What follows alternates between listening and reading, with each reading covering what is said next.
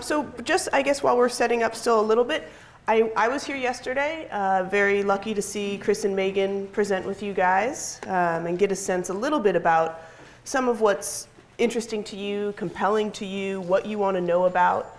And I'm hoping today that the focus, as I know it was yesterday morning, is really about you as a care provider, you as a teacher, you taking care of these children. Now, I do think some of these exercises will be useful for you in terms of teaching. That's not the explicit focus. So I just kind of want to let you know that we really are focusing on how you can take care of yourself in this workplace, how you can remember what it is that motivated you to join this job. So that's where we're going to begin. Great, here. So our learning objectives. We're going to look at the basic vocabulary and function of emotions, meaning what are they, how do we name them, what do we know about them scientifically. We're going to identify the felt experience of emotion. So we're going to hold certain emotions in our face. We're going to be aware of what that makes it feel like in our body. And also, to do that, think of some memories and really get a sense of what the emotions are inside out from current research and also, as my friend loves to call it, me-search, right? What do you discover about yourself? And we're going to look also about how emotion and stress are related. Very frequently, people tend to think that stress is its own kind of entity. Stress occurs, it comes onto us somewhat like a virus, and it's with us. However, I really hope today I can convince you, if nothing else, that understanding your emotions will really help you deal with stress. And that's, I think, hopefully a motivation enough to get through this entire learning episode. So learn the signs and science of chronic stress and burnout in the workplace. I'm sure many of you are familiar with them, both through your own reading as well as through coworkers and your own experience. I hope to get a chance to tell you a little bit about my research, but really this is focused on training tools that you can use for yourself. I will say that some of the signs and science of chronic stress have shown us that what's going on not only with ourselves but with our coworkers can have such a huge impact on our everyday well-being. And so being able to really recognize that and think about what we can do in very delicate work situations, not just with our kids, but with also the people we work with. And that brings us to the last one, which is, I think you guys might have a vignette here, or we'll hand them out, on how to really develop the practice of professional empathy. So you're thinking, where did we go from emotion to empathy? Well, essentially, when you think about what emotions are, and we'll go over this more thoroughly, emotions are how we relate to other people, how we communicate to other people. And when you're really understanding and looking at emotions as they kind of guide our everyday interactions, a lot of it is about empathy, how we understand other people, how we're able to make what they need and want separate from what we need and want. So we will get into that. Just before we start here, we're talking about emotions, and emotions are very personal. And just to remember that, this is a confidential space in that we don't want to continue conversations outside of here unless that's explicitly agreed upon.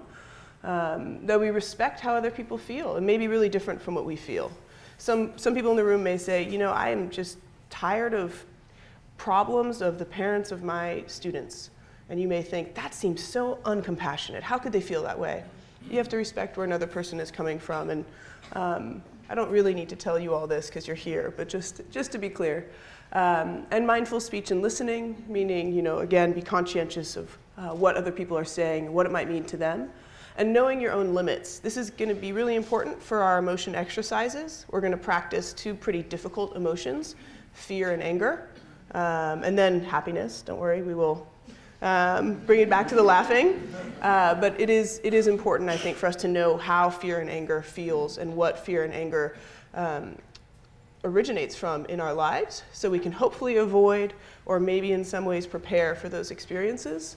And are there any other agreements people think would be worth saying? Do we have it here? We have a bunch up there. Oh, please refer to the working agreements, which is great. So we're going to start here with a small aspirations exercise. So I'm going to ask everyone to close their eyes briefly here. And just take a couple breaths as you've been practicing well in the last couple days. And I want you to think about the first time that you heard about the Educators Institute. Maybe you were online, maybe a friend sent you an email. And what was it when you saw that this was happening? What did you feel?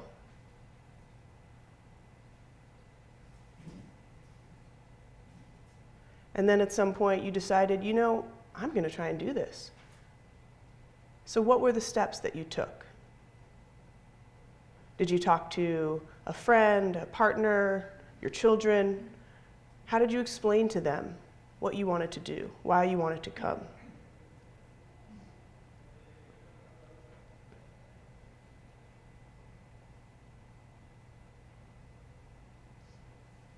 And then in the weeks before, the planning, the organizing, taking this many days out of your life from wherever you've come from, near or far, what were the preparations you had to do?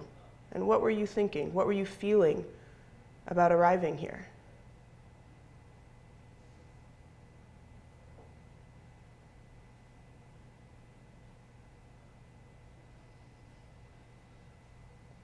And yesterday morning, just before you began, what were you feeling? What were you hoping for in the room?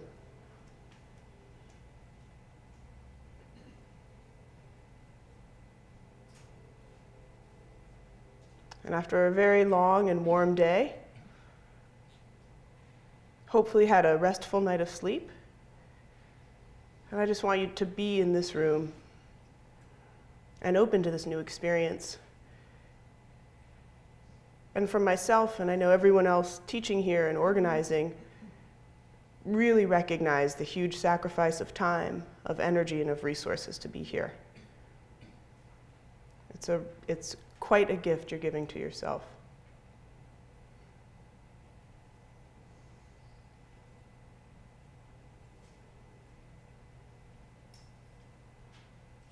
Okay. You can come back to the slides here.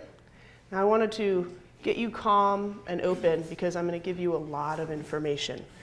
And there will be group activities. You will have ways to integrate this and understand it, but I really, I think what I can most be valuable at here is helping you understand emotion at a very deep level and one that I think you can use in your everyday life. So just to give you a quick sense of where this learning is coming from, there is a teacher training called Cultivating Emotional Balance. This was designed in the year 2000 by Alan Wallace, who is the Santa Barbara Institute kind of lead scholar. He's a Buddhist scholar as well as a former monk. He was a translator for the Dalai Lama for 25 years, if that's something that makes you excited. And an incredible teacher. He and my father, Paul Ekman, I'm a second-generation emotion researcher for those who didn't recognize the last name, and they decided that it was really worthwhile to try and create a training that had both Western psychology and Eastern contemplative practices. How do we help people in a way that really integrates that in a meaningful way?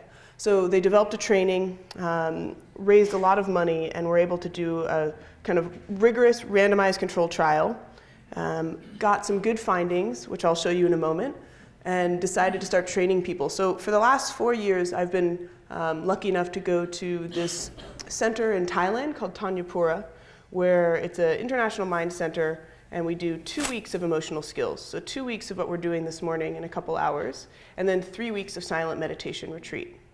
A lot of school teachers come, a lot of basic mental health clinicians from all ages and ranges, people who come and they want to become certified in this teacher training itself. So this is just like a couple images for you guys of those folks looking really happy. It's really sunny. This is when they're still allowed to talk and before the 3 weeks of inward reflection. And this is the article itself. I'm happy to send it. You'll see that it's contemplative emotional training, reduces negative emotional behavior. And these are a lot of local folks here from the University of California, San Francisco. And the key findings I wanted to point out, not just to bore you with highlighting, but that it was done for school teachers. And the entire purpose of this program was how do we help non-clinical, meaning people who aren't deeply suffering from mental illness, but more from the everyday stress of lacking emotional balance. And how do we help these people who have such a great impact in the work they do? So it was done with school teachers. They found everything you would hope to find. People were much happier. They reported feeling more efficacy. But the other interesting and important part was they did a study with the either live-in roommate or partners of all these teachers and had them report on any improvement. And I think when we're talking about emotional life, this is not relegated to the classroom, right?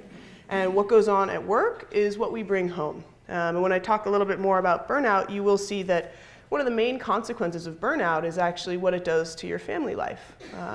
Of course, we know what it potentially might do for your students, but we also know that that impact can come home with us.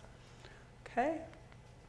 Aha, this really terrifying photo is to give you guys a sense of my own background. So I'm a medical social worker. I was at our county hospital here, a level 1 trauma center, in the emergency room for the last 6 years.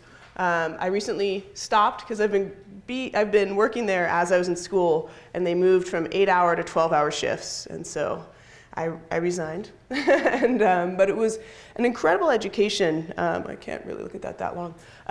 It was incredible education in really what it means to help people and show up every day emotionally, every single day. And emergency rooms are certainly extreme places, but the encounters are brief. And I think when you're in a classroom setting, the encounters are ongoing. I've had the benefit, I think, of working with a lot of adolescents. There's a local center here for children and social welfare called Seneca Center, some of you may know. I worked in their crisis programs. I worked as a clinical case manager for some of the youth in Juvenile Hall, and I know what it's like to work with youth and how demanding they are and how the relationship every day can be quite demanding. In the emergency room, it's a very demanding and very brief relationship. However, so important to be able to connect and to build rapport. But saying that, almost as important is not getting too involved and how to balance that. And that's the origin of all of my research and all of my training interest. So it really comes from this place of my coworkers in the ER, if you just said, what creates burnout? Well, maybe burnout is just when the job is really hard, then everybody would be burned out, right? Everyone in here would be burned out because teaching's really hard. There's never a time when it's just going to be an easy semester. There's always challenges. But it's not just that work is hard that burns us out. It's really myriad other factors that have to do with how we're able to take care of ourselves, and not in a cook a good meal and go on a run like everyone tells you for self-care, but really know your limits when you're working with students. Know your limits when you're working with coworkers, managers, principals. So that's essentially where the idea of my research has come from. Now, this developing and reconnecting to empathy and meaning, this was taking the ideas from CEB and focusing it even more on a high-stress workplace. So what is it that's so important? Well, it's really feeling that we can sustain ourselves in work, feeling meaning in work. How do we do that? Well, it's really the interactions that we have with the youth we work with every day, how we feel about the work we do. So this is small images here from a juvenile hall where I did a training with, you met Chris McKenna yesterday. He was my co-facilitator in a training we did in San Mateo Juvenile Hall last October with the staff there and all the juvenile jail guards. Hopefully at the end, if we have time, which is very unlikely, I'll give you a little info on the research data, but otherwise it'll be forthcoming, and I think Greater Good will have information on that. So just to start off here, can we list a couple emotion words? Can people just raise their hands, and I'll one at a time because they can come pretty quickly. Words that you think signify emotion, like anger, right? That's an emotion word. Any other ones here? Surprise. Sadness. Worried. Disgust. Anger. Repulsion. Revulsion. Yes. Embarrassment. Confusion. Joy. We'll give her a moment here to catch up.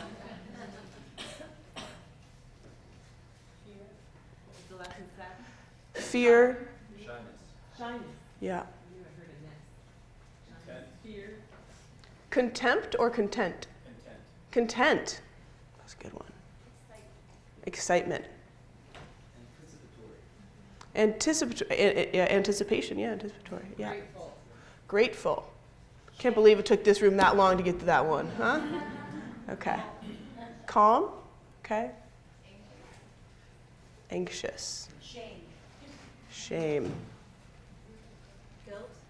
Guilt. Stress. Happy. Yes. Satisfaction. Satisfaction. Sympathy. And empathy. Pride. Apathy. Silly. Confidence. Cranky. Yes, very good. Annoyed.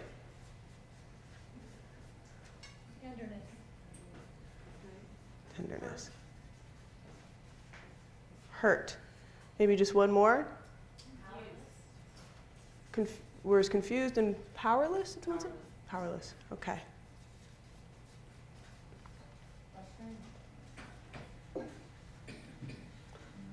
Frustrated? Yeah. Okay. So yes, the overwhelming preponderance of emotion words are words that make us not feel that great, right? We have a lot of anger and worry and disgust and shyness and fear, whereas the things that we associate with feeling good, very few. And unfortunately, evolutionarily speaking, we are biased. We have a disposition towards these emotions that are, in fact, ways to protect us, but don't feel that good. We have many more universal emotions that have to do with these anxious, stressful, and guilty experiences than we do with the joy and the coming together and the gratitude. Some of what we're going to talk about today, we'll keep on referring back to these emotion words. These are not all emotions in the scientific term. Now, before we start, scientific term of emotion is useful in making distinctions, but how you feel and what you feel about your life and everyday work you do, you don't really need scientific categorizations. This, I think, will be useful to understand why empathy, for instance, not actually an emotion, scientifically speaking. Empathy is a series of emotional states. We can feel both sad, we can feel revulsion and anger. It's not a single emotion that arises within us. And so being able to recognize each emotion individually, again, I think will help us really understand them and move forward. Here we go. So we're going to start talking about here, essentially, which emotions are universal. And by universal, that means that they have a signal in the face that's universal, and that entirely around the world they are understood as universal. So we have anger, disgust, contempt, fear, surprise, sadness, and then enjoyable.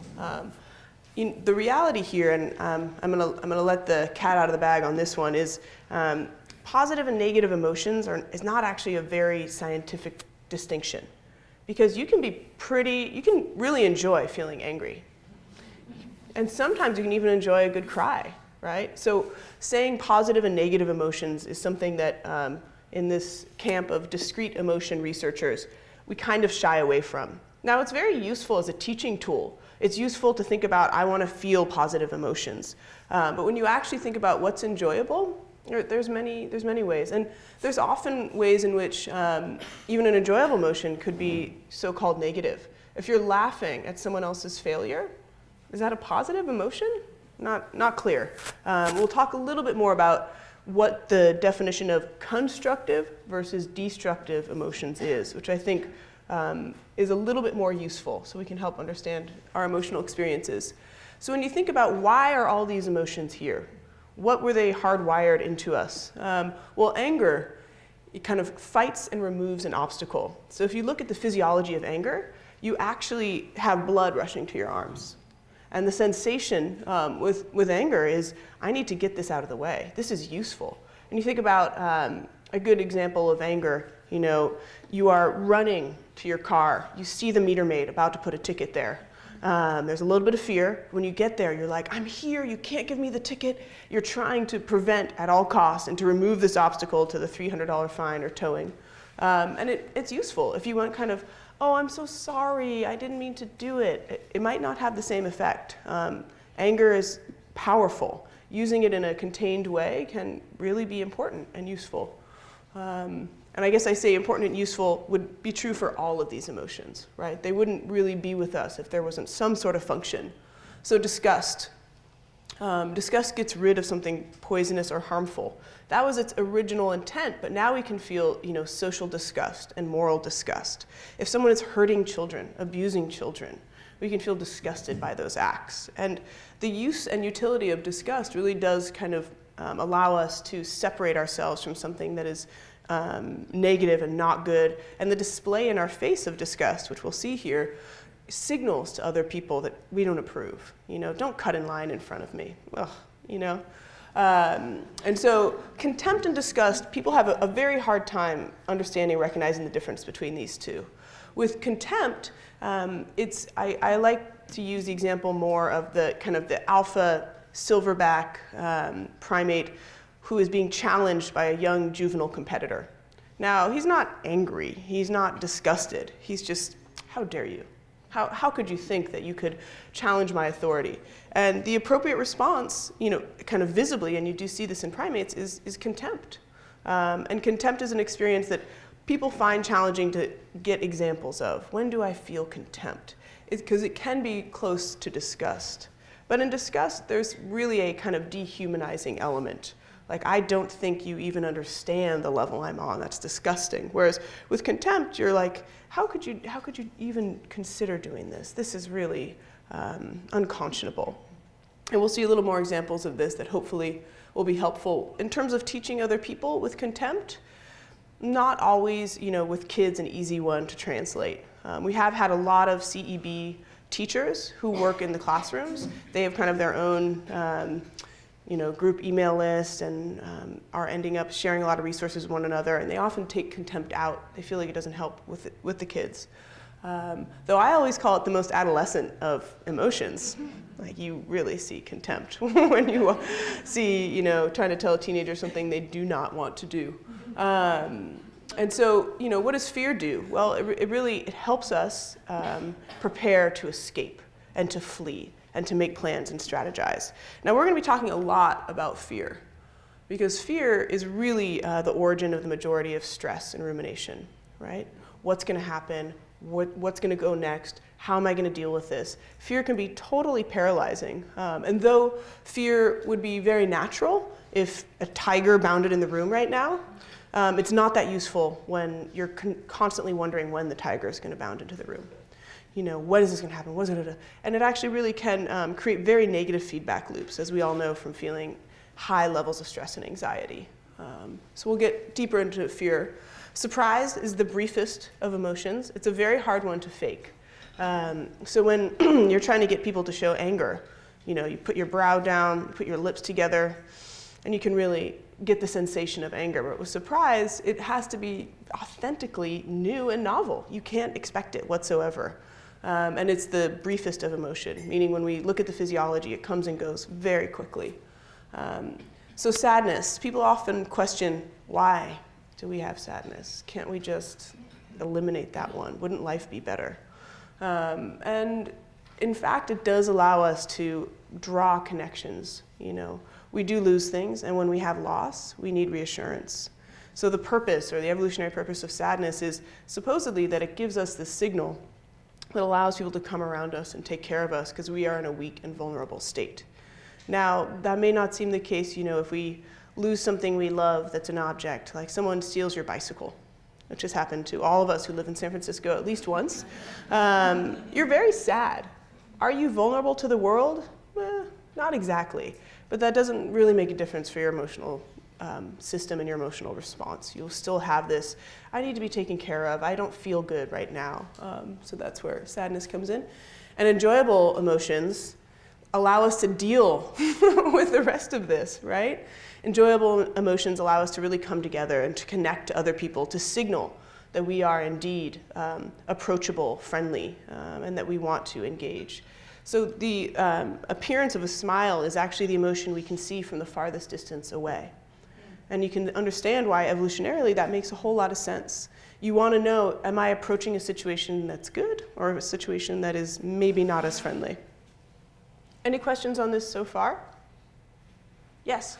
I mean, I know that gender operates on a continuum and we're constantly redefining the term, but it seems that there's something certainly gender going on here too. I mean, whether you construct gender within yourself or it's perception.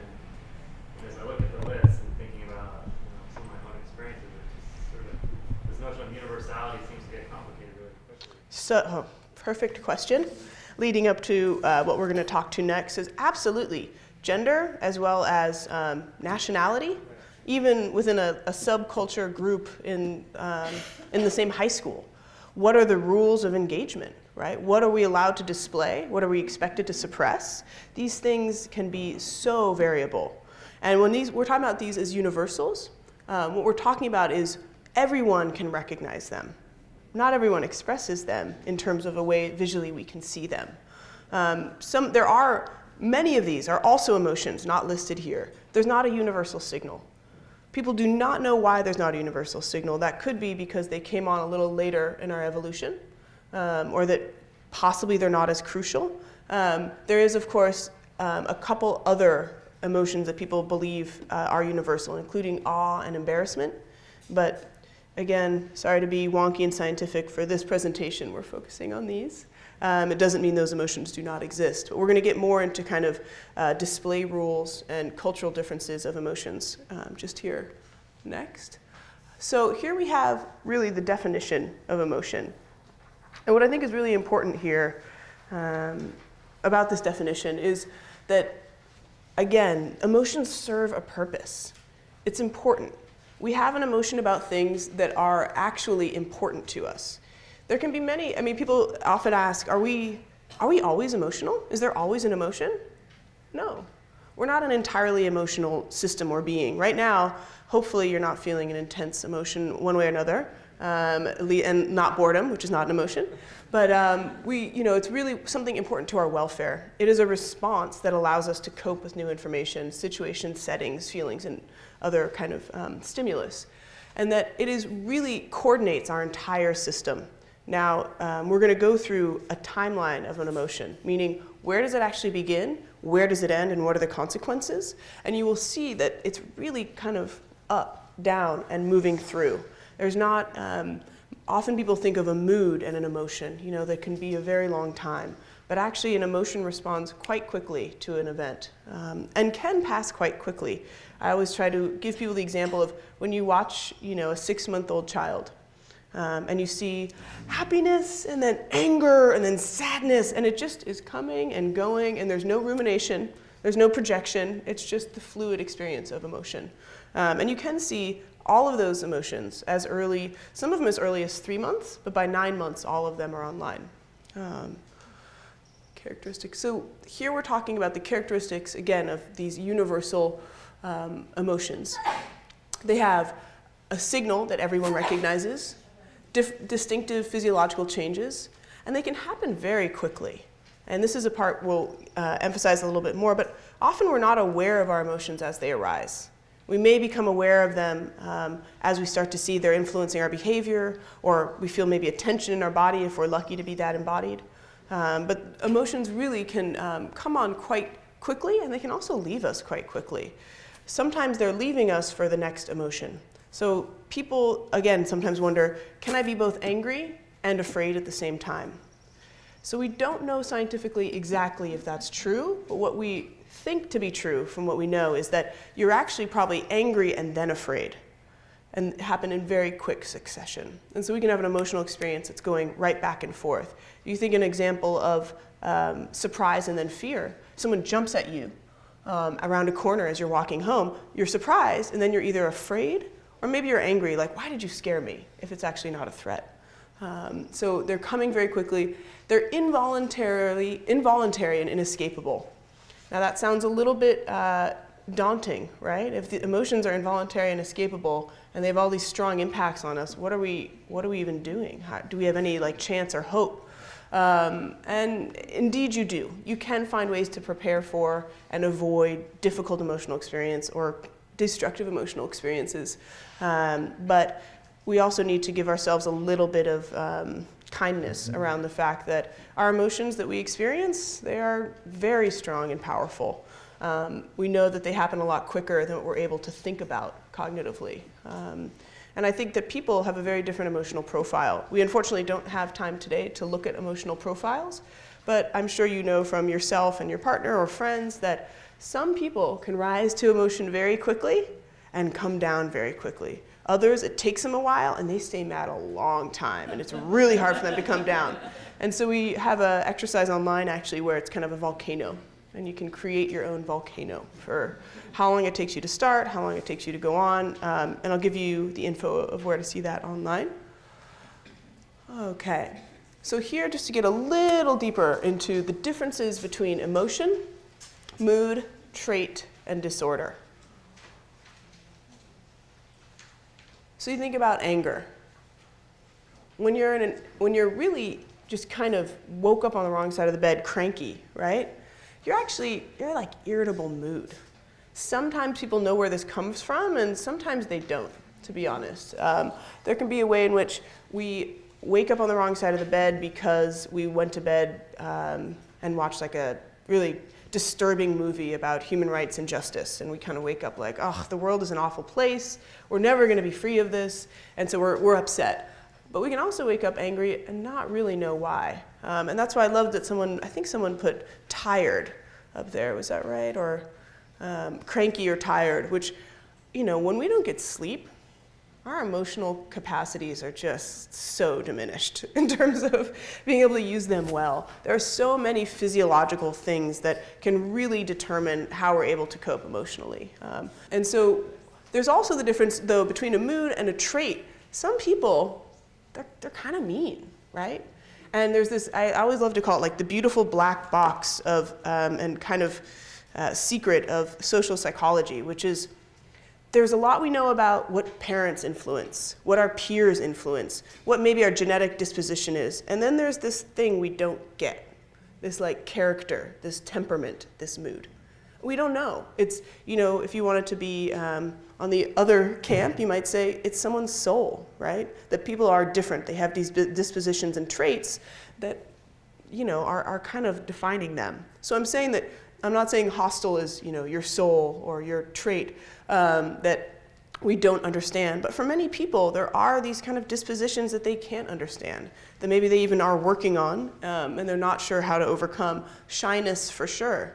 Do you guys remember the video yesterday where the kid was so shy, talking about how mindfulness has helped him? And I'm sure it has helped him within that frame of being shy. But he will probably be a shy person throughout his life. So to understand that there's kind of traits that are different than the emotional experience. You can definitely be a hostile person who experiences different emotions, but your kind of underlying frame of the world is that way. And then a disorder is when it really is overwhelming, right? And it impairs your everyday functioning.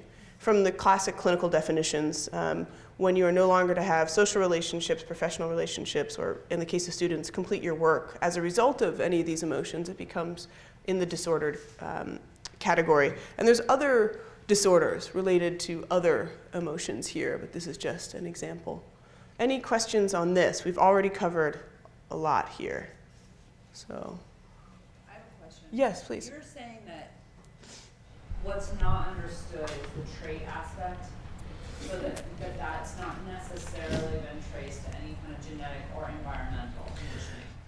Good question. Clarifying, there are sometimes ways in which we can identify very clearly. We can determine from some children who've had the misfortune of having an insecure attachment or a disorganized attachment, and we can interpret from their behaviors that, wow, they are always going to be highly anxious or kind of impulsive. And that we can say, okay, we understand where that came from. But there's many people, many non-clinical people, who have these traits, and we don't get it. When you look at their families of origin and how they were raised, and Right. it's not clear. Exactly right. So, there's a lot about temperament. So when you look at these very early childhood development studies, which I'm sure many of you have, and if you haven't, my God, it's just incredible. Early childhood development, especially with emotion, is just fascinating. I really think Joe Campos, who's here on our campus, was a huge pioneer and really interesting writing on emotion. If that would be of interest to you, I recommend his work above many others. And what we're looking at here is even by 3 months, many of these babies have kind of their own personality, right? A temperament. And we can't trace it. We've been looking at these mothers since they were, in their second trimester. And here these babies come out with all supposedly equivalency, and these babies are different. And so that's what we don't understand. And when those babies become, adolescents, there's so much convoluting information, we get really difficult to figure out what's going on there. So thank you for the question. Anyone else? Yes? Other than traumatic brain injury, where you see those traits change dramatically Yes. in a short period of time, Yes. are there other circumstances that That's such a good question. I don't know if everyone heard that, but other than traumatic brain injury, which actually can create irritability in people and also a very host of unfortunate, dysregulated emotional affect, but are there other experiences that can profoundly change someone's trait? Yeah, I have like a small list of other PhD dissertation research topics I would love to do. And one of them is Epiphanies, right? This idea that there are these experiences in life when you hear that hardened, Scrooge-like guy, who knows what, he falls down the stairs and a homeless man helps him up and he's like, I'm gonna, support children and I'm a better person now and everything's clear. And I don't think that's inaccurate. I totally believe that happens. There's no research on it. And when you think of also kind of religious or mystical or spiritual experiences, people often report that they feel and act differently. Now, are they feeling and acting differently? Like, are they kind of creating more of a padding around that initial irritable or melancholic state? Probably, right? They probably just learned a little bit of experience to create an awareness of their, emotional traits as opposed to actually shifting them. But I would love to know. I would love to know if there's bigger differences. Yeah. What about like addiction or recovery? Yeah, addiction or recovery from addiction. That would be, man, we could spend all day on how that changes people's emotional strategies, actually. It really does have huge and profound differences. Now, I think there's so much to talk about with addiction, but I think what you really find underlying is there's so much guilt and shame that goes along with recovery. And it even goes along with people in addiction states that it can really distort their ability to perceive their own emotions and the emotions of others. And so there's so much literature on that. I guess suffice to say that indeed addiction changes how we interact with the world emotionally. And so that has a profound impact, right? So anyone who's had a friend or family member know that this person, they don't even seem like the person you used to know, right? They seem as though they're not operating on that same continuum of what's right, what's wrong, what is hurtful to other people. So absolutely, yeah. Is it scientifically possible to be in a state of non-emotion, or are we always in some emotion? Great, good question. I don't know if did you guys hear that one? Okay, so is there a state of non-emotion? Right, like right now, I'm not super emotional. Though I have to say, speaking about addiction, I feel emotional. I've worked with so many addicts, and it's really hard to see how much destruction it leads to in the lives and the family. So you can have a little bit of arousal, right? Oh, a little sadness. But generally, not like super emotional right now. And most people, unless it's something very important, right? Like if I happen to tip this thing over, right? Then that would be like a pretty intense like emotional arousal. But there's most of the time we are not in a state of high emotional arousal. Or any emotional arousal. It's really a response to something important. And our general non-emotional state is our consciousness. And it's really kind of, there's also, and people have a hard time believing this, like many times when we're not thinking, right? Well, which you all know in the room because you've been practicing attention on your breath. And ideally, when you're attending to your breath, you're both not emotional and not thinking, and you're this other you. But that's way outside my expertise. I will leave that for Chris and Megan to handle. But yeah, there's many times in which we're not emotional, and it's not an apathy. I like that someone put apathy up there. Apathy is definitely, I would say, like a blunted affect in a clinical term. It's when you're really disengaged. There's many ways in which we deal with our emotions. So if we have an emotional experience, not everybody is going to express it on their face. Not everybody is going to even kind of tolerate it inside, subjectively speaking. We don't know a lot about what it looks like to have suppression emotionally. One of the researchers, main researchers on this, also at Berkeley, James Gross, has tried to understand what happens when we decide to both not show an emotion, but to try as best we can to not feel that emotion. And all we know about that at this point is we're suppressing an emotion, and actually, physiologically speaking, the emotion becomes stronger inside of us. And so often we're trying to suppress these negative emotions. I'm going to use the quotes here just for ease, but we're trying to suppress things like anger, destructive anger, and we're pushing it away, and actually we're more activated. We're actually subjectively feeling it more, even though we're not expressing it more. And so that's not an example of a non-emotional state, but just in the way that some people's strategies is to really try to avoid emotional response and avoid the experience of feeling anything, right? And I think that can become depersonalized and very dangerous. And we're going to talk a little bit about when burnout reaches that level of depersonalization, where you can effectively kind of cut off your emotions. Sadly, it's a very blunt tool, so it's not just the ones that you don't want, it becomes all of them. So a non-emotional state would really be someone who's actively suppressing entirely. Otherwise, people's emotions will come and go throughout the day, depending on, again, a moment of import, something crucial or interesting to your welfare, which could be just seeing your new friend you met yesterday, who you presented your mindfulness script to, and you're like, hey, and it's a brief, comes and go, oh, that's nice, and now back to attention and focus. Thank you for the clarifying question. Okay, I'm going to move on here. It's felt inside your body, it's expressed, it's seen on the faces of others, right? I mean, what creates emotion in us can be what we see in other people. And we know that intuitively. If you see someone crying, there's a little bit of heart gets squeezed a little bit. What's going on with them?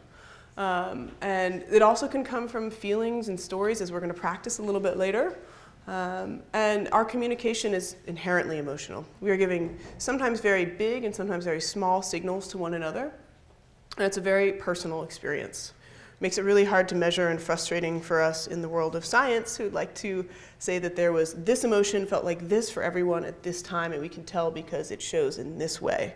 And it's absolutely not true, unfortunately. So now we're going to spend a little bit time on the facial expression of emotion. This is my dear old dad here in the 70s, and he is a research scientist who really pioneered emotion in the 60s, when most people thought that it was something you'd never understand and kind of secondary to your behaviors. So if you look at the Skinnerian view, strong behavior of what emotions are, they're just kind of this byproduct that happens when you do stuff. And this idea of looking at the emotions and that they may have a motivating role in our lives was quite new at the time. And one of the reasons, as I was just mentioning, it's so hard to measure, right? So hard to measure. So he created this facial action coding system. Has anyone heard of that in this room before? It's not super useful for everyday use, but for science, it's very useful because you're looking at each muscle in the face. Not just, I know what happiness looks like or sadness looks like, but what are we not seeing and what are we missing? And so when you have people kind of report on their experiences of depression, happiness, sometimes they'll suppress their emotions in their face. They don't want to show you, but there's still a little bit of leakage. You can still see some things come through. And being able to really understand individual differences in what people are showing through their facial muscles was a big kind of breakthrough in being able to code the facial action coding system. And it's still used in research to this day. So you'll have a big study and they want to know, does someone like this cereal, right? It's a really big scientific question. No. But so they'll ask them, do you like the cereal, right? And then they'll also link them up to heart rate variability monitors. Does their heart rate show us that they like the cereal? And then you can also look at what their face is showing you. So it's one technique of many that we kind of go in to look at and understand emotion. So we're going to look at the 7 universal emotions here and really kind of get a sense of how we know the facial signals are universal. And then after that, we're going to do a little bit of an emotion free writing exercise before we do some group work. So just to give you a sense, you can see there's a little glaze. We're okay. We're going to get through it. A lot of content, but so we're going to look at these 7 universals here. And if you remember a couple slides ago, we talked about these characteristics, right? So each of these has this universal signal and a distinctive physiology, quick onset, etc. This list is actually 25, but it's overwhelming. This is entirely sufficient. So this research really came out of this idea of how can we know what is universal? And it goes back to your question.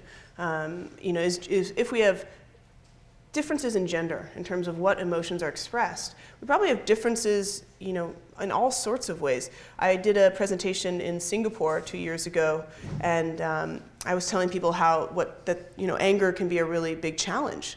And I had someone raise their hand and say, anger is not an issue here. And I was blown away. And I said, okay, well, what is? And they said, fear.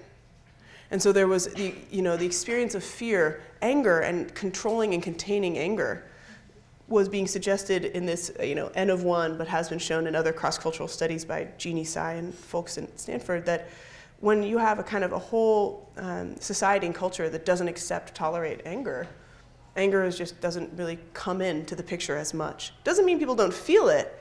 It means the expression of anger is not as problematic. And so here the idea was, how can you tell if emotions are universal? Is it just that people watch television and they learn them and then they express them? Well, the idea was to find people who'd never seen television and never had an interface with anyone outside of small tribes. So this work was done in Papua New Guinea in 1966 the first time, then I think 67. Is that right? Yeah. And asked really briefly with a story, if your child had died, if friends had come, if you're about to fight, or you saw a smelly dead pig, what would you show on your face, right? And so I guess I have many exercises that I do with this. I'm trying to shorten it a little bit, but I think it's interesting to create your own prompts for this. So let's say you were working with your kids in the classroom, and you would say, show me on your face if your parents told you something you didn't want to do. Show me on your face if your friend invited you to a party. So to get people aware of a little bit, what are the signals of emotion? And so in this study, what was trying to be proved was that there were these universal expressions of emotion. At the time, Margaret Mead argued that it was all culturally subjective, that in a different part of the world, when someone's happy, they had a frown, and that none of this was universal, and people were very different. And now that wasn't, it wasn't a mean intended or spirited idea. It in fact made us feel that we were much more different as humans than we actually are. So which one do you guys think this is? Friends have come. Mm-hmm. Yeah. And just to give you a moment, just seeing someone's sad face, right? Can you already get a little bit of a sense? And even thinking of that a child had died. I mean, especially in Western culture, there's pretty much nothing worse for a person to go through. I say in Western culture because there's been all this study by Nancy Shepherd Hughes, a sociologist, about when people are frequently in the experience of loss of children in places like Brazil, that it becomes less visible, less showed emotion, even when a child has passed away. How about this? Yes. And this one, this one isn't as clear because here's the thing about the facial expression of emotion. As our faces age, it can become harder to see. There's much more ingrained lines, and the variability is tough. Also, one thing that happens with age is our lip corners naturally droop, and we look more displeased. So you have to kind of try harder so that people will feel good, right? Okay. Yeah, saw a smelly dead pig. Now the other thing that's interesting about emotions is they're a colloquial language. They're something that we inadvertently express, but also we use. You know, so if I'm going, ugh, it doesn't mean I actually am feeling it. I'm showing you like, oh, don't do that. We use them as like part of like slang in some ways within friend groups. And you know, I have a bunch of friends who use, they are entirely exhausted of me reading their facial expressions, but it's really hard not to. I have a friend who he uses disgust so frequently, it's just incredible. Pretty much everything, he's like, it's kind of this half disgust face, and it's part of his whole shtick. And I asked his wife about that, and she said that no, indeed, he has great enjoyment in life, and it's just that disgust is kind of not a facial tick, but you know, kind of a slang, a facial slang language that he has become very accustomed to. Okay, so we were talking again about these universal. They also have this a trigger that can be, you know, universal. We were talking about removing obstacles. And they have a likely action. Now this slide is really preparing us for looking at the timeline of emotion. But what I would like to do here is really, we're going to take 5 minutes, and I would like people, if they could, to write down 3 emotional episodes. And I want it, 1 at work, 1 in your personal life, and the other as you wish. And this doesn't have to be, you know, super specific. You don't have to show these signals, but anything you can remember in the last 2 weeks or the last month. Oh, work, personal, and then whatever you like. Free choice. And just think about something you remember as being emotional, an emotional episode.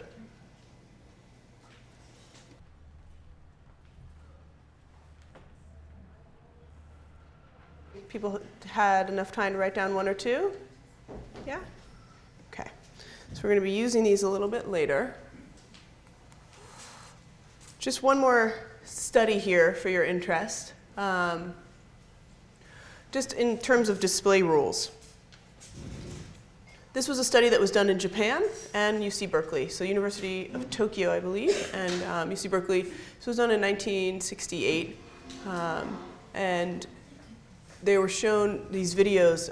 In social psychology, we have these videos called STIM that you use to try and elicit emotions. Now, one of them is, I think you're watching like surgery. I mean, it's disgusting, right? You do not want to be watching this. This is what you're seeing. So this is in the laboratory in Tokyo and the laboratory in Berkeley, and it's just like, oh God, I don't want to be watching this. This is awful. And then what you have is someone in, you know, we call it the white lab coat effect. I don't know if you guys have heard that term, that you can change the experiment by looking as though you have someone professional in the room. And this was, you know, people talk about this a lot with Stanley Milligram's experiment, where he asked people to electrically shock this Confederate, and when there was someone with a white lab coat in the room, they were much more likely to do so. So they wanted to see also about what is the white lab coat effect on emotion, right? So you have this, they don't know anyone's in the room, this is a hidden video camera, we're watching these participants. Now we have the white lab coat come in the room in Tokyo versus UC Berkeley 1968, right? So you see that white lab coat effect, everything's fine, we're doing good, I'm here in a lab, and he actually makes his expression even worse. He's like, Berkeley lab coat guy, you're the man, I hate you. So again, back to these like display rules. And I'd be curious, you know, because all of us are coming from so many different backgrounds, does anyone have an example of kind of a difference in cultural expression of emotion in terms of the family of origin that they come from, or where they visited or traveled? You know, think of, you know, difference in ways that people act while they're graduating or at funerals or at parties, kind of different display rules and expectations, what we have here in the US. Yeah. It's appropriate. Well, I'm African American, Yeah. so there, in funeral situations, it is appropriate. You'll see a range where people might be laughing, crying, celebrating, Right. joy. Yes. Just it's dancing. Yep. Yeah, and it's very interesting. I bring up like the ritual experiences because there's a lot of expectation there of how we're supposed to act and proceed through. And it can vary quite a bit. Yeah, did you have your hand up here? Oh no, sorry. Anyone else? Yeah. Since you've been to Thailand, the land of smiles, it's very hard to smile at everything. It's really confusing. It's very true.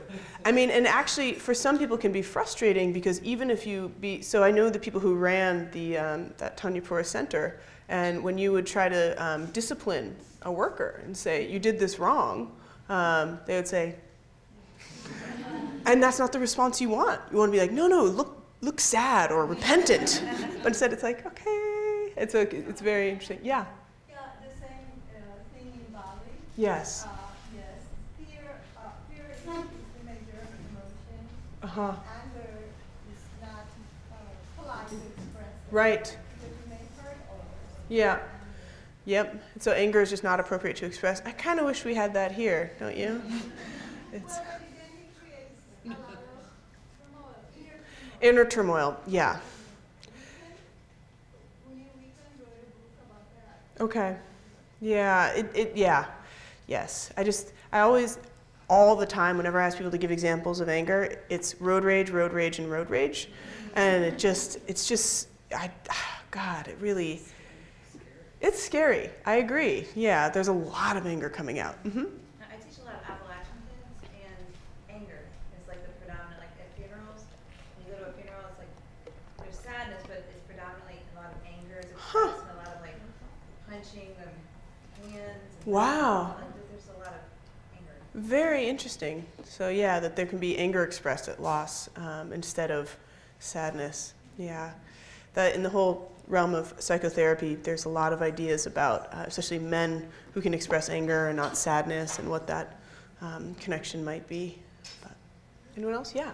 I did my Peace Corps service in Thailand and experienced this smile factor a lot. But one thing that was really surprising was when my student came to tell me that her mother died, and she said it in an excited energy, and it was really shocking. Huh. And then to attend the funeral, there was absolutely no display of sadness. Wow. From my Right. point of view. Yeah. No sadness. No sadness at the funeral at all. Yeah. That can Any? be religious. Sure. Well, right. If you think that someone. They're going on to another life. Yeah. You have to really believe that, I guess, too. Yeah. Absolutely. Yeah. In the back. Yeah. With my 3-year-old son, if I'm expressing anger at him for something he did, Mm-hmm. he will sometimes laugh. And so that's just a really interesting. Yes. It makes me more angry. Right. I'm trying to elicit, a sad empathy. You did something wrong. Yes. Oh, that's really interesting. Yeah, and I mean, I guess it's hard to say like what's ideal in those situations. I know Greater Good has this parenting blog that you guys have probably seen. That they've gotten into emotion a number of times in reaction, but certainly laughter is like more infuriating if you're trying to set a limit. Yeah. I lived in Mexico when my daughter was 3, and she's a very volatile, expressive kid. And Mexican children don't really cry or act out in public. Right. So, like, people can. Yes. Yes. No, I think that's very interesting. I mean, there is such differences in terms of like expectations in parenting, I think, with, I mean, traveling, you always see such a variety of differences in the way that children will act. Where they get upset at your explosive, volatile child, or no? Oh, preschool, they couldn't do it. Wow. Yeah. Did it change her, you think? Did it make her? No. No. Okay. She stayed true. Okay. Yeah. I'm Japanese American, and I remember growing up, right before my very first piano recital, my piano teacher asked me how I felt. And I remember distinctly saying that I felt embarrassed. And my teacher would say, no, you don't feel embarrassed, you feel nervous. And it wasn't until later that I realized that in Japan, people feel embarrassed. I mean, that's totally normal to feel embarrassed. Yes. Yeah, there's a great deal of embarrassment research, as someone in the back of the room could tell us about. But yes, it's very interesting how that changes and how our experience of it comes along. But we're going to move on here. So it's just before we do the anger and fear exercises, we'll take a break after that because it's going to be, they're kind of activating, so it'll be good to be able to move around right after. But again, with the constructive and destructive emotions, what are we talking about when we're talking about what is constructive and destructive? I mean, the most simple agreement that my dad and Alan and His Holiness Dalai Lama decided upon was emotions that are in the service of bringing people together. So that's constructive. These are collaborative and kind of making us move forward. And so one of the things we'll do is look at the emotion episodes we wrote, consider if they're constructive or destructive. And things can be constructive in emotion response is when kind of they're in the right amount, expressed at the right time. So if someone, let's say someone, I'm going to give a good example of this one. If someone is telling you some good news that they got a grant to them. This is on my mind because I'm writing grants right now. And they are like, oh my God, I got this great grant. And you're like, that's great. I'm really happy for you. And they know, of course, you're also writing grants, looking for grants. Now there's a way in which they can be happy and you can share it with them. But if they're like, oh my God, I am so awesome. I got this grant. Really, I know I'm so, whatever, just too much. It can actually be a nice and enjoyable emotion expressed in a way that will separate us, right, and create tension and anxiety. And also, there are often triggers to emotion. We'll talk a little bit more about a trigger to emotion is that it's kind of an inappropriate response. If someone says, I got this great grant, and instead of me being like, congratulations, I'm like, I hate you. I really, really do. And that may be part of my experience, but it'll be destructive to express that. So keep it that way. And then, so again, this is more just kind of about matching. That, again, this really important point, all of the emotions can be expressed in a constructive or destructive way. This doesn't mean we can't feel them. But it's about the expression. Are we expressing them constructively? Are we expressing them destructively? It's a good reminder that we don't want to lead a life without emotion. We don't want to rid ourselves of emotion, even if that were an option. If you could even consider what that would feel like, to just have a life in which there was no experiences of anger, no experiences of disgust. It might seem pleasant, but in fact, it would totally remove our ability to interact with the world in a meaningful way. So just that we want to remove the emotions, we just want them to be appropriate to the situation. We want them to be furthering our path towards constructive, meaningful relationships with ourselves and others. So the first emotion we're going to practice here is fear. And so just to give you a little bit more depth here on fear, fear includes anxiety, rumination, nerves, panic, stress. We have anticipation, worry. So these are all under the fear family of emotion. And you can have quite a big difference within a single emotion family, right? I think that having anxiety and having panic can be pretty similar, but having actual terror and having stress is very different. That's a very different experience and a different response. Now, what we know about fear in terms of what it makes us act, how we do, there's kind of the fight, flight, freeze. Probably heard that term. And this strategy of what we think we're going to do, it often kind of evolves over time. So kind of in the canopy, you can imagine that there's a chimpanzee kind of hanging out and it sees a predator. I don't even know what a predator for a chimpanzee is, but it sees a predator. And its first reaction is, I'm going to stay really still. I'm going to see if anyone notices. And then the predator gets closer. And then they're like, I'm going to get the heck out of here. And that's flee, right? And so there's different ways in which we can use the strategies that happen from fear. So you think about fear more in the line of stress. Oh my God, I can't believe I didn't turn my grades in. I said I was going to do it yesterday, and I realized that I still have 4 more to do, and I'm not going to get it done for another day. And so this kind of fear, anticipation, and anxiety, are you going to do the work? Are you going to think of excuses? Like, what is your strategy? Can you manage to overcome the kind of fear and anxiety? Grade's probably not the best example, but something significant in terms of expectations you're not meeting, which can create a lot of stress. Now, some triggers to fear, right, are universal. Like I said, the tiger coming in the room, right? Anything that really is a threat to our actual physical well-being, there's the universal trigger. But the thing is, we learn triggers our entire life. So we are not born afraid of guns. We don't have some sort of innate understanding that guns are bad. But from a very early age, we become so accustomed to being afraid of guns that if someone walked in with a gun, we would need to think, I think I'm afraid, I think that thing could hurt me. No, the trigger is built in. We are immediately afraid there's someone with a gun in the room. We know the difference between a gun and a cup of coffee, right? We've learned that trigger. And so it's important to realize that a lot of the triggers that we learn may no longer serve us as we get older, right? And so you think about a lot of experiences of childhood trauma that people have, and they become afraid of things that later in their lives they really don't need to be. And yet that trigger is gotten in, and my dad likes to use the example of a fish trap. Easy to swim in, but you can't get out. There hasn't been conclusive evidence on triggers about whether or not you can entirely eliminate them. You can prepare and avoid, and that's about it. But you have to know them in order to prepare and avoid. Yes?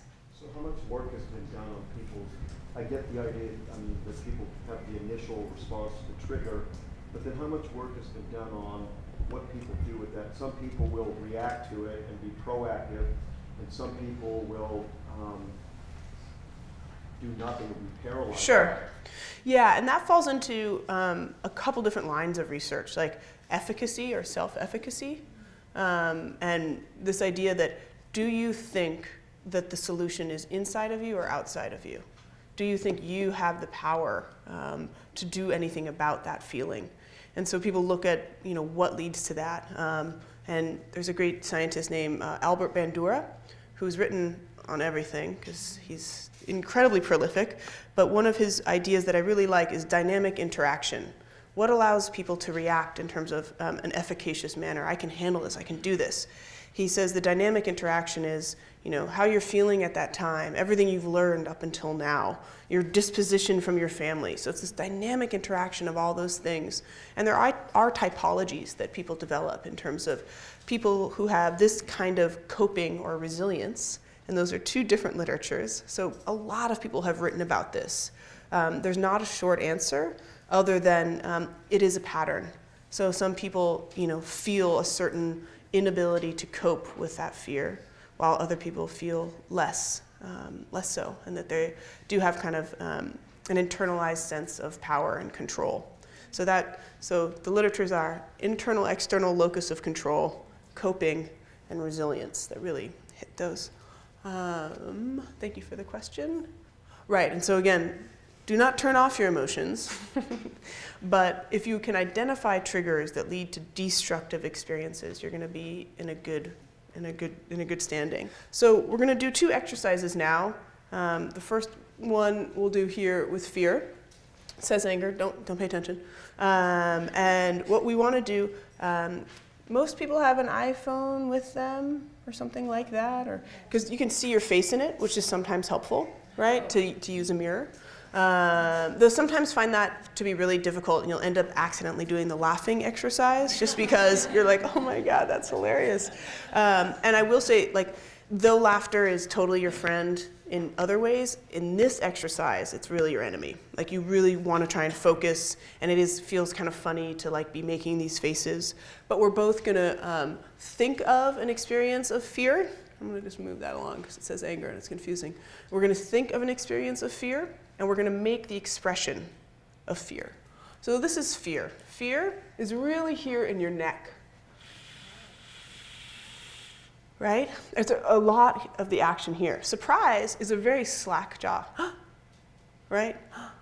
And your eyes are open. So fear and surprise can look somewhat similar in that often the eyes look very, what's happening literally is you're trying to get a greater focus on what's occurring, both with surprise and fear. So you have a lot more sclera visible, you have these high. But with fear, there's this tension here. And you will feel the difference in making that than if you made a surprise. So I'm going to ask you first to consider an event of fear, and that can be something that was stressful or something that was actually scary, right? But I'm going to really encourage you to know your limits here, right? You're in this contained space, and sometimes it can be quite intense to have a fear episode. So try and pick something, not your most extreme and not the most neutral, but somewhere in the middle. And I'm going to give you first, literally, just 2 minutes to close your eyes and think about that episode. After that, and in your groups here, and after that, we're going to practice the fear face just for a moment. And the entire objective here is to hold it on your face for 30 to 40 seconds and just see if you feel anything in your body. There's quite a range of places in which people feel it, but these are 2 portals into understanding your emotions, both through eliciting it in your fear and understanding how that feels, and eliciting it in your face. So take a moment to think of a fear episode. Is this clear? Do people understand what a fear episode would feel like? So example would be you thought you lost your wallet, you thought someone stole your car, you thought that you were going to get fired from your job. And what I want you to do is, in as much detail as you can, think about that episode. What happened? What were the steps that were going on, right? Where were you when you found out? What was going through your mind? What did you do after? Okay? So we're going to start at this moment here. And I'll give you just 2 minutes here to think about this.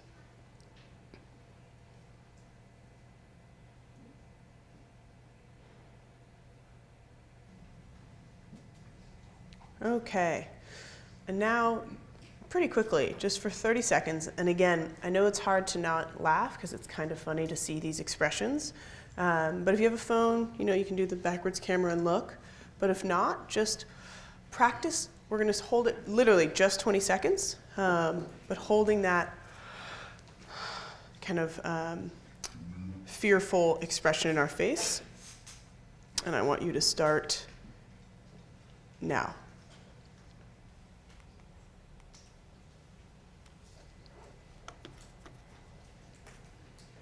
Okay, so now we're going to do anger, a very brief happiness to get us back into the right realm, and then we'll take a break. So just 5 more minutes before break, okay? So anger, again, you're being thwarted. This is the theme, meaning like what's underlying this emotion. And the message, get out of my way. And it controls, it punishes, it retaliates. I mean, who in this room doesn't use anger in their classroom sometimes? Right? I mean, you have to, right? You can't always be nice. You can't always just be so friendly and command so much respect that your students do what you say. Anger is a very powerful and important tool that we have. However, people often feel that they become overwhelmed by anger. There's very few people who enjoy anger. They're not all sociopaths, but many of them fall outside the realm of people you'd want to be friends with, for sure. But some people really just like, yes, I just told them off, it feels good. But most of us, after we get really angry, we feel pretty bad, right? Like it doesn't feel good. Sometimes you can feel sick, depending on the level of it. And what people really want to change is just their level of anger, right? We did this at a couples workshop recently, and I just think that it's a unfortunate and very real part of being also in a romantic partnership, is your expectations and your feelings about someone can lead you to anger. Now anyone who knows John Gottman's research knows that we prefer anger to disgust, right, or contempt, that it makes us at least feel that we're still involved and expect something of someone. The research showed that when couples showed anger, they were less likely to divorce in 5 years. When they showed disgust and contempt, it was pretty much a sure sign that they were done. So anger means you're still kind of in there in the relational context, but it's definitely something that we would like. I think if anyone already has full control over their anger, they can go to break early. But for the rest of us, I think there's always some room for improvement here. Okay. Anger ends up being, other than that workshop I did in Singapore, often one of the principal points of doing this exercise, of really helping people understand tools to deal with their anger. I wish we had more time to do that today, but this is just kind of a first tool, which is recognizing how it feels, recognizing what it looks like. What we do with it a lot is kind of trying to understand its triggers and whether or not, what was inappropriate about it. Was it you shouldn't have been angry at all, you should have been just kind of sad or disappointed, or was it your anger was right, but the intensity was too high? So really understanding a little bit deeper about what the anger episode is like. So again, I switched my slides here, but we're going to do first an anger exercise for just a minute and then write, and then we'll do the face of anger, which I don't know what this says about me, but I love making the anger face. I find it to be pretty interesting. You can see here there's such a variety. Like in the middle we have this seething anger, but almost all of them is the brow down and the eyes wide open. Some people can slack the jaw, some people put it together so even your lips become white, your chin can become puckered, but it's really kind of that brow and that eyes being open against the brow, often here. Okay, so think, and again, especially with the memory of the anger episode, be gentle. Not the biggest, I'm so angry about this, I'm still angry about this. Something in the middle. So try to be a little easy on that. Okay, great. Okay, so anger episode, mid-range. Please close your eyes. We'll do this for just a minute. Again, as many details as you can, where you were, what was happening, who was there, what occurred.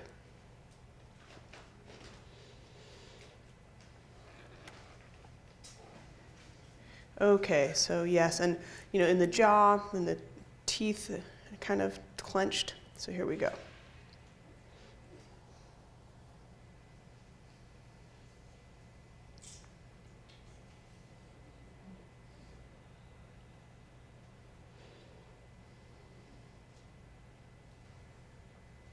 All right. So we're going to take a break now. And when we come back, we're going to do a quick happiness reminder here. With smiling is so easy to make us feel good, as is coffee and snacks. So we'll be back at 5 to 11.